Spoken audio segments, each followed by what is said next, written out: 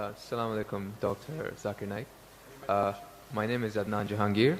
I'm a medical student and I'm an atheist, but this lecture has convinced me otherwise that Assalamu alaikum is one of the best greetings. My question is, how... No, you're an atheist or a Muslim? No, I'm a Muslim. I'm an atheist, ex-Muslim. You were a Muslim, now you're an atheist. Okay, brother, go ahead. All right. My question is of two parts. First one, what is the stance of Islam on evolution?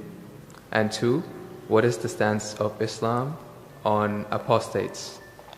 The first one, it's how does Islam deal with evolution when, as I'm a medical student, my professors, when they show me the skulls of how humans have evolved throughout millions of years, from Homo habilis to Homo erectus to us Homo sapiens, and when they show proof of how evolution has taken place over the years, how do you disprove that when it is fact? It is not theory or it is not a hypothesis anymore.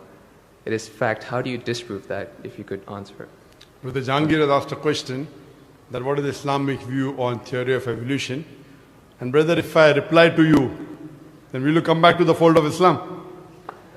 If it's a convincing enough answer. If I give a convincing reply, will you come back to the fold of Islam? Inshallah. Inshallah. Good. Brother Jahangir has asked a question. He said you are the Muslim and now he's an atheist. And he asked what is the view of the theory of evolution?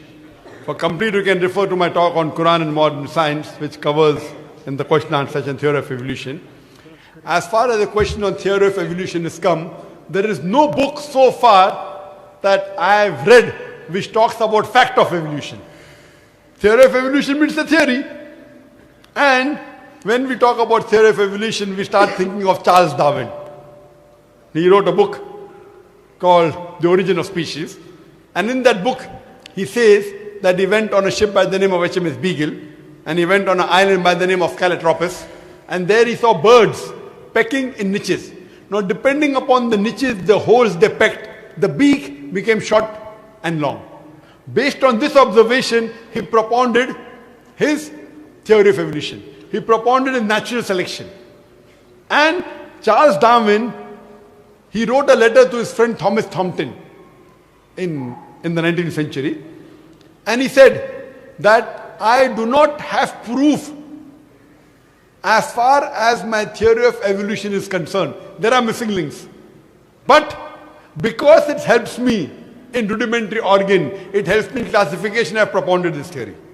That's the reason when we were in school, if we had to tease any of our friends, we used to call him that you are the missing link. If you were present, Darwin's theory would have been proved right, indicating that he's a monkey. We used to fool around. So there is no proof regarding Darwin's theory at all. It's a theory, it's not a fact. Now in most of the schools, they teach Darwin theory as though it's a fact because they don't have any alternative.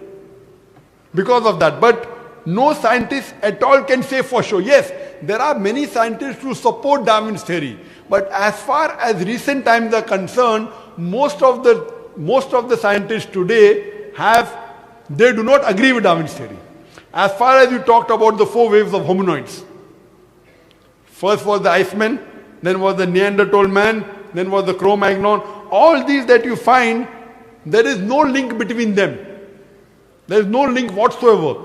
According to P.P. Grassi, who held the chair of the evolutionary studies in Paris Sorbonne University, he said, it is letting your imagination run too wild to assume, based on few studies on the vestiges, on the skeletons, to think that we have been created from ape. There is no link at all among all these 4. So Darwin propounded. Now many things of Darwin is correct. For example, life was created from water. That Quran also says in Surah Anbiya chapter number 21 verse number 30. The Quran says, وَجَعَلْنَا مِنَ الْمَاءِ كُلَّ شَيْءٍ أَفَلَا يُؤْمِنُونَ. We have created everything from water. Every living thing from water. Will you not then believe? So this is correct. So many things of Darwin is correct. But as a whole, everything is not true. That we have been evolved for apes, then not at all. If there was evolution today, we should be having some people who are in between monkeys and human beings. We don't find that in any museum. Brother Jangir, if it's true that we have species have been evolving, today we should find some species at least which are in between the human beings and the men. I would request the audio technician to increase the volume a bit. The audio technician, wherever he is, can you increase the gain, please? Jazakallah. Jazakallah shukran. That will have less strain on my vocal cords. So all these today, even according to molecular biology, according to the specialists of molecular biology, they say it is absurd to think that our DNA of the human beings have been evolved from ape. It's not possible at all. There are many books written against Darwin's theory. Now just because today, because there is no substantial fact, that's the reason in school yet you teach about Darwin's theory. But if you read the latest researches, most of the scholars today do not believe in Darwin's theory as a whole to be correct. No scientist today yet believes. Very few, there may be few. But the majority, they disagree that we have been created from apes. And that's what the Quran says, that we believe in the theory of creation, not in the theory of evolution. The theory of creation, not the theory of evolution. Or rather, I should say the fact of creation. Hope that answers the question, brother. No. So where was the question? What did you not understand? What you say, it is true. It was true. 150 years ago, it was true. It's not Darwin's theory anymore. 150 years of research has said that it's not once. He was just the one who started the ideology of evolution. It has gone over loads, 150 years worth of research with the latest scientific advancements, that it's not what you're saying. When my professor shows me proof, it's not just from apes, which is completely certain. When you see proof how the common cold evolves pathogen, like when it changes its own morphology just to keep up to date with today's vaccines, it's evolving its defense mechanisms against today's latest vaccine. Brother, that's evolution right there. Let me tell you one thing. It's not Darwin's theory anymore. Let me tell you one thing, brother. I am a medical doctor. And there are many researches being done. If it turns out to be a fact, it has to come in the medical college. It is in the medical college. I'm taught this in university. Sorry? I'm taught evolution in university. It's not in school anymore. I'm talking about medical. University, you learn about theories and researches. Even in medical, you learn about theories and researches. Once it becomes a fact, it comes into textbooks of medicine. I don't know of any textbook of medicine in any college in the world which says that we have been evolved. It is all these are theories, and I know the research is being done. Even Darwin's theory never came in the medical textbook. And even what you're talking about, I know there are new and new researches being coming on. But none of them yet has proved it to be a fact of evolution. The statement by itself, theory of evolution, means it's a theory. So by English language itself, you don't have to be a researcher. When you say theory, it's a theory. When the theory becomes a fact, it changes. That thing changes into a fact. So by the basic you saying theory of evolution, it means it's an hypothesis. No. It is not yet a thought. It's not yet a fact. There's a difference between hypothesis and theory. A theory is something in science that has the highest honor. When something gains the word theory, it's fact. The theory, in theoretical terms, it's the theory of gravity, but we don't say it, we just say it fact. Same way we say the fact of gravity. Sorry, what did you say? Theory of what? Gravity. If you say it in theoretical terms, but it's no theory of gravity. It's a law of gravity. I'm sorry. I'm sorry. It's the law of evolution. I'm sorry, your knowledge of science is very weak.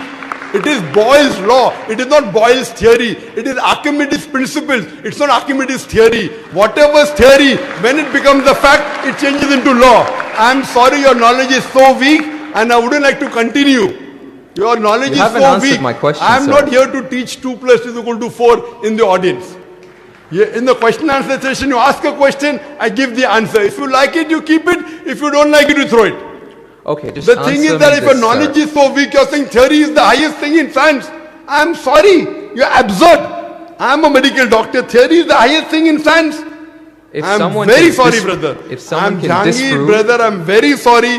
Theory is never the highest thing in science. If you think just because you're going to a university or coming to fool the people here, I'm not. I'm totally sorry. Theory, if it becomes a fact, and if the theory becomes a law, it may reach a high standard. But theory by itself, it's a theory, it's a hypothesis. Once it gets converted, it becomes a law, it becomes a fact.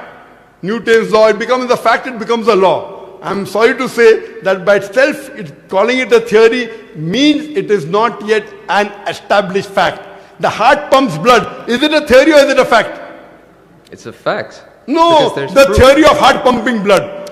Theory of heart pumping blood now. Now if I'm going to teach you English language here, I feel you are wasting the time of the people.